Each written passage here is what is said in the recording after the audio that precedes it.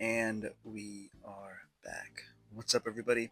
It's me, Batu, and welcome back to another episode of the Pokemon Crystal Plushlocke. Now, if you have not seen any of the parts before this, I strongly suggest actually going over and watching some previous episodes that we have. With this is going to be a plush lock, where in the plush lock, you can only do Pokemon that you have plushies of, and you can only evolve them if you have those evolutions as plushies. We finally defeated Lance and became the grand champion of the Indigo League. So that was awesome. And now we are able to make our way a little further down and finish the game. I said that I was possibly interested in going through and defeating the post game and finishing that off. And with that, I think the best thing to do is get us some new teammates. So, sadly, the team that we defeated a while ago, I think it's time we finally let them go. So I decided I'm going to grab a few that we actually have already as good substitutes. And honestly, Lear is probably the best one at the moment. I've been wanting to use a Dragonite and Crystal for absolutely so long. So the fact that we're finally going to be able to, I am super excited. Of course, we have Dratini and everything like that. But going to box one, we're actually going to be picking up a Pokemon we got all the way back in the first episode. And that, of course, being our little guy, Peanut. And of course, we get to evolve them. And yes, I recently get a Dawn fan sitting cutie, so I was super excited that I finally get to use it. Dragonair, we already have a plushie of as well, and we also have the Dragonite Build-A-Bear, so I was able to get Lear all the way up as well. And here they are. They are so freaking cute. I'm super excited to use not only Dawn fan but Dragonite as well. They are some awesome Pokemon. Another encounter we are able to grab is going to be Raikou. And then one more we're able to pick up. If you go on Fridays, you can actually find Lapras. And as you can tell, we got really lucky with the encounter here, finding ourselves a shiny Lapras. Did I have you guys fooled? Yeah, I'm sure you guys can tell. I just wanted a shiny Lapras. I'm not going to say why I wanted one. I just really wanted one. So instead of having a shiny Gyarados, we're going to have a shiny Lapras on our team. And I think it's absolutely adorable. We have the old school Lapras Pokédoll, so that's making it work. But yeah, finally having a shiny in Crystal, that's going to be awesome. And then entering into the ship over here, we can do some running around. We are looking for that guy's little girl, and we are able to get her back with Grandpa. And after that, he tries to give me a iron metal coat. However, my whole thing is full, so I could not. You probably know that situation if you saw the final episode where we fought Lance, and that was a very scary thing. However, we were able to get past it, and now we are here in Vermilion City, just like the song. And now we can officially start fighting all the gym leaders. I'm not going to go through the whole story thing here. However, I do want to at least show off every gym battle we do. Going through here, we are finally able to meet up and battle Lance. And Lance is honestly probably going to be the easiest one for us to start off with. Of course, having Peanut, the Dawn fan, she is going to absolutely destroy. I keep on forgetting that Peanut has strength as her first move, so it takes me a second to actually remember. Luckily, just 2 strengths was enough to kill it. With her being level 52, matching up basically with Lance, it's like a lot easier to battle these guys with the lower gym leaders, such as Lieutenant Surge. So we are honestly going to be pretty easily able to destroy a lot of these Pokemon teammates. From him, he fought in the war. However, I don't think he ever fought a Dawn fan in the war. And yes, just keeping on going, destroying with every single earthquake that we have. She is absolutely decimating everybody that she goes up against. And even though that we had to deal with a double team, we were able to one-shot, not missing a single move. That was awesome. And we get the Thunder Badge. So with that, the first gym leader is done. Next up, we're going to go a little bit further up, and fight Sabrina. Now, Sabrina is usually the hardest gym leader you'll see in all of the Kanto region, in my opinion. There's not too many that can actually battle as well as her, especially with only psychic Pokemon. We don't have anything that can really handle psychics too well, so Lear and our little Peanut is going to have to just keep on fighting them as well as she can. These psychics are very hard hitting, however, Dragon Breath is able to take off Espeon. Luckily, Espeon is the hardest one to actually fight. We also have Diego, so Diego might come in handy really well. We don't have too much moves on Diego, and I'm going to be so honest, it does not really change too much after he starts leveling up even more. There's just not a lot of moves that you can teach him. However, we make it work, and now we are on to Alex. And with Alakazam, we are able to just hit him with a strength. Again, like I said, I keep on forgetting that strength is on top and not Earthquake. You can tell that whenever I use a ground type, Earthquake is like at the very tip top. So I just gotta hold A and just keep on pressing it fast. But we are able to get the Marsh Bag from Sabrina, and now we are 2 out of 8 more out of it. Another Pokemon we could actually encounter. This one I am super excited that was a girl. We find ourselves a Houndour at night, and I don't have a Houndour plushie, sadly. We're going to name it Cerberus. However, I do have the sitting cutie for Houndoom, so we are able to evolve Cerberus into Houndoom. Fighting against the next gym leader, we are able to start off with Peanut. I'm kind of scared about most poison types, especially Crobats, but luckily those strengths are enough to actually do a lot of damage. Even Confusion, I was very scared about the Confusion, but Peanut pulls it off once again. We're going to stay and we're going to use an Earthquake. And then once again, we tried, and finally it actually had us hitting ourselves. It's okay though. You know what? For having 1 out of 4 moves, honestly, more than that, then it's like a lot better at this point. So I'll take that. Peanut, you at least got most of the luck of the draw. Most of the Pokemon that I have on my team are not the best when it comes to being either confused, paralyzed, anything like that.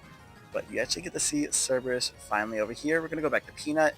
No longer confused. Earthquake should be able to destroy this Weezing. And yes. And then we have one more Weezing to take out. Should not be any issues at all with that. We are able to defeat Janine. And Janine gives us the Soul Badge. I know you probably have heard that theory that they actually switched the Marsh and the Soul Badge, but honestly, I believe as well. They probably should have changed that. And then after doing some annoying stuff with a Team Rocket member that does not speak the best English, I say that as if I'm not also not the best at English, even though it's my first language. But forgetting that, we are now able to fight off the Tomboy Mermaid and Misty. And Misty is honestly probably one of my favorite gym leaders. I think it honestly is probably from the anime. Brock also is definitely one of my favorites. Lieutenant Surge, I think, might be my favorite in general out of all of them. However, Misty, honestly, I really like water types a lot. You guys don't know about my whole past with water types. My first ever starter was a water type. Most of my starters were water types. I basically am a water type trainer if I'm not a big fan of dark types, and most of the time the ones that I use are dark type water types. So that's always awesome. But you actually get to see Diego do a bunch of battling right now, and with that, Diego basically destroys the gym by himself. Of course, Nessie had some other work that she was able to put in, but for the most part, we were able to do that. Another really awesome encounter we're able to get is the Sleeping Snorlax. If you guys don't know, from Red and Blue, you're able to get 2 different Snorlax Pokemons from different areas around the map. And we were able to get the only one that you get in Heart Gold Soul Silver. I have 2 main, actually I have 3. I have the Squishmallow, I have this Tommy plush, and then I actually have the, I don't want to say life size, but the very big one. We're going to name him Boo, and even though you're not going to see him too much in battles, he at least will be some power in the PC if anything ends up happening. Now we enter a battle with one of my favorite gym leaders as well, Brock. And I'm going to be so honest, this is just going to be a big part of Nessie just going crazy, handling all of these rock type Pokemon. If you're a water and rock type, it does not matter. Nessie will absolutely destroy. So yes, we're just going to keep on spamming Surf. Luckily, Surf is at the top, so I don't have to move it and do anything. So I just got to keep on pressing A and just going and going. Still kind of sad that they don't give him a Steelix, because I feel like Steelix would have been a cool Pokemon for him to have, but I get it. The Steel replaces the Rock, so you can't really do that. It just makes him a little weak. Also, another issue is that they have a Rhyhorn instead of a Rhydon. I feel like Rhydon would have been really cool, but again, just another issue that we have. But that is the 6 out of the 8 gym leaders, and we are going through this and going crazy with them. Another person that we actually meet along our way is a trainer named Blue. He was a former champion, however now he is a gym leader. But he's not going to let us fight right now. We have to go through a little bit more until we are able to fight him, and that is getting at least through one more gym leader, being Blaine. But Viridian City is where he's going to be awaiting us, so I cannot wait to battle him, because I'm sure he's going to be an insane battle when it comes to it. But yes, we do have Blaine here. We get our Burn Heal, which I always laugh every time I see about that. I had accidentally put Diego in the front, so we're just going to go to Peanut, because with it being a rock and a fire type, this is going to be an easy KO for her, so that is awesome. The next Pokemon he's going to throw is going to be Rapidash, and we're honestly just going to keep Peanut in. I'm going to be so honest, I'm kind of scared of throwing Nessie out, just because Fire type at least still hurts Ice types, and that is not something I want to deal with. So at least for now, Peanut is going to get some more love and recognition. She has definitely become a lot of the main leaders when it comes to fighting. I think her and Nessie are definitely like the co-leaders, which is always good to see. Between them two and Mags, it's awesome to see that all of the leaders of the team have been girly pop, so that's great. But now it is time to fight the former Indigo Plateau champion, Blue, and the final gym leader before we could do anything else. We almost destroyed Pidgeot with one Spark. Sadly, we were not able to. However, a quick attack does help a lot. And then probably the reason they did not give Brock a Rhydon, we see one with Blue's team. Nessie is going to be able to handle quick work, being 4 times effective. So once again, that spam with Surf comes in major handy when it comes to this battle. And she wants to learn Hydro Pump. I decide against it. Alakazam is going to be a scary one. And this is where it gets confused with some of these battles, because Alakazam's been for 2 gym leaders, but for some reason you can't do Rhydon. It's very strange. But Cerberus comes out once again. We get some love for Cerberus, and she is absolutely dominating as well. The power of Mags has been put into her, and I'm super happy to see it. We bring out Diego once again and is able to one-shot his Gyarados. And we have 2 more Executor. He is going to be really tanky. However, we are able to bring out Leer. We haven't given Leer any love for the most part so far for a little bit, so we're going to bring him out and get some crazy damage, at least a little bit with Fly. Sadly, it does not do a lot at the moment. However, Fly will at least do enough to keep on going, and we were able to get a harder hit and knock him out.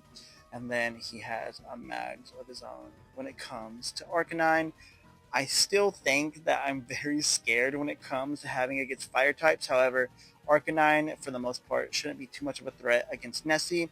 Even though he is a little bit higher in levels, that water typage will at least help her a little bit. She's also very tanky, so that's definitely helpful. And we do a big chunk of damage. However, I am super, super scared that there's going to be issues, and I read that wrong completely. So we're going to just do a quick attack. And now Diego is getting low as well. This is kind of getting a little scary. I gotta throw out Weed.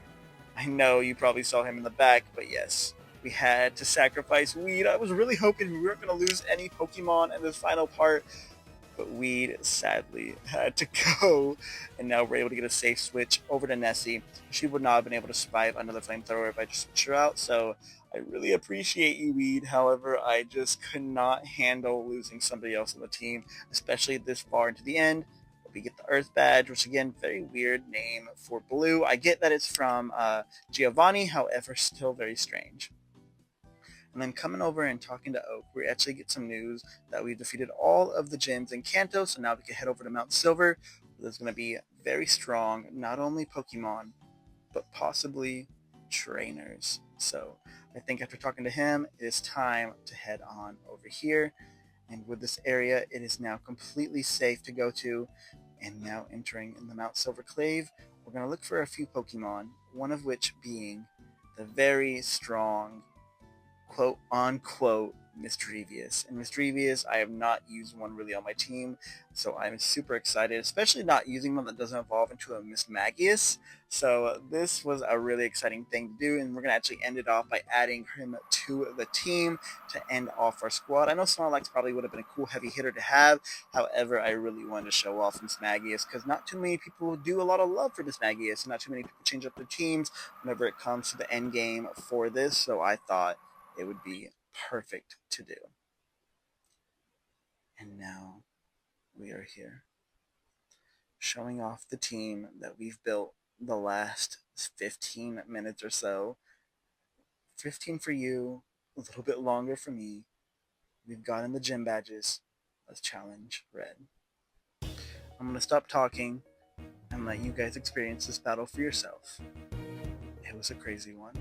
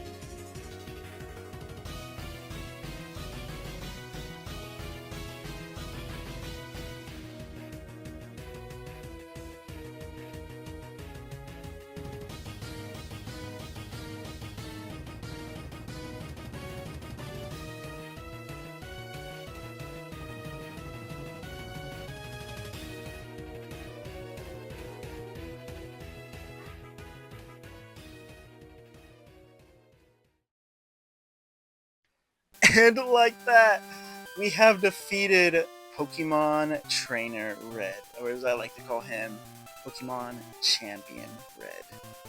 Yes. This whole little team we've built in the last full episode has been quite the powerhouses. It helps that we were able to get them caught up very, very fast.